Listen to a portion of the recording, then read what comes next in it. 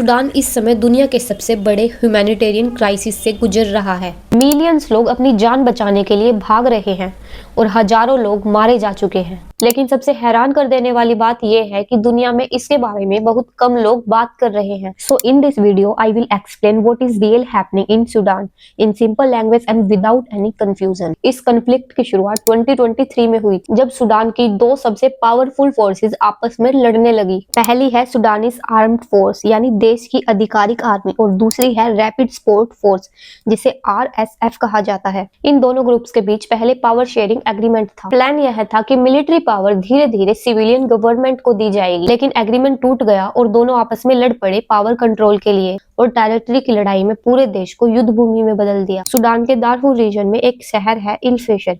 यह शहर बहुत इंपॉर्टेंट है क्योंकि यह आखिरी बड़ा शहर है जिसे RSF पूरी तरह से कंट्रोल नहीं कर पाई। इसी वजह से पिछले कुछ महीनों से RSF ने इल फेशर को चारों तरफ से घेर लिया है। सिटी में खाना पानी फ्यूल मेडिसिन ऑलमोस्ट खत्म हो चुके हैं।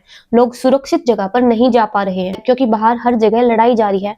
हॉस्पिटल सप्लाईज भी खत्म हो रही है और कई डॉक्टर सिटी छोड़ चुके हैं। यह पूरी तरह से सीज की स्थिति बन चुकी है। यूनाइटेड नेशन और येल ह्यूमन राइट्स की लैब रिपोर्ट्स के अनुसार इल फेशर और दारफूर के कई हिस्सों में बहुत डरावनी चीज हो रही है। RSF पर आरोप है कि वह सिस्टमैटिक और इंटेंशनल कैंपेनिंग चला रही है ताकि कुछ स्पेसिफिक नॉन अरब एथनिक की कम्युनिटीज को खत्म किया जा सके। इनमें कुछ मुख्य रूप से शामिल है फर कम्युनिटी, जगावा कम्युनिटी, बर्टी कम्युनिटी और अन्य इंडिजिनस अफ्रीकन ट्राइब्स। रिपोर्ट्स के मुताबिक इन कम्युनिटीज को टारगेट किया जा रहा है मास किलिंग के जरिए और गांव जलाकर और लोगों को जबरदस्ती घरों से निकालकर और कई जगहों पर समरी एग्जीक्यूशन करके। सैटेलाइट इमेजेस में साफ साफ दिख रहा है कि कई विलेजेस पूरी तरह से जला दिए गए हैं। यह सिचुएशन बिल्कुल वैसी ही है जैसी पहले रवांडा और बोस्निया में एथनिक क्लेंजिंग के दौरान देखी गई थी। सूडान की पॉपुलेशन लगभग 50 मिलियन है और इनमें से 25 मिलियन लोग यानी आधी आबादी को ह्यूमैनिटेरियन एड की अर्जेंटली जरूरत है। मिलियंस लोग अपना घर छोड़कर भाग चुके हैं और कई लोग तो दूसरे देशों में शरण लेने को मजबूर है। फूड सप्लाई कट होने की वजह से कई जगहों पर फैमिन जैसी स्थितियां बन चुकी है। बच्चे कुपोषण का शिकार बन रहे हैं और प्रेग्नेंट महिलाएं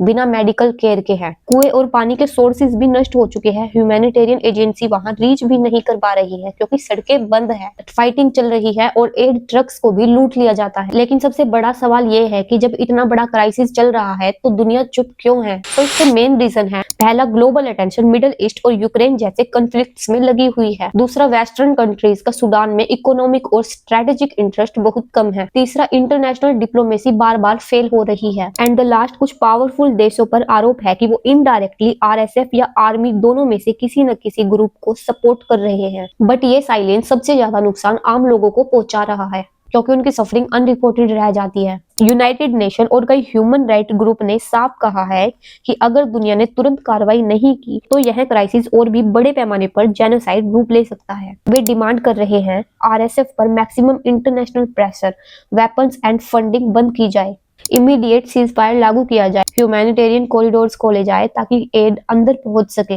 वॉर क्राइम्स की इंटरनेशनल इन्वेस्टिगेशन शुरू की जाए। सूडान में जो हो रहा है वो केवल एक सिविल वॉर नहीं है, यह एथनिक क्लेंजिंग, फैमिन, मास डिस्प्लेसमेंट और पूरी पॉपुलेशन के कोलैप्स की कहानी है। लाखों लोगों की जिंदगी केवल इसी पर डिपेंड करती है कि दुनिया कब जागती है। अवेयरनेस सबसे ज्यादा और सबसे जरूरी कदम है। जितने ज्यादा लोग जितनी जल्दी इस स्थिति को समझेंगे क्योंकि उतना प्रेशर इंटरनेशनल कम्युनिटी पर पड़ेगा कि वे एक्शन ले, क्योंकि सूडान को हमारी आवाज की जरूरत है।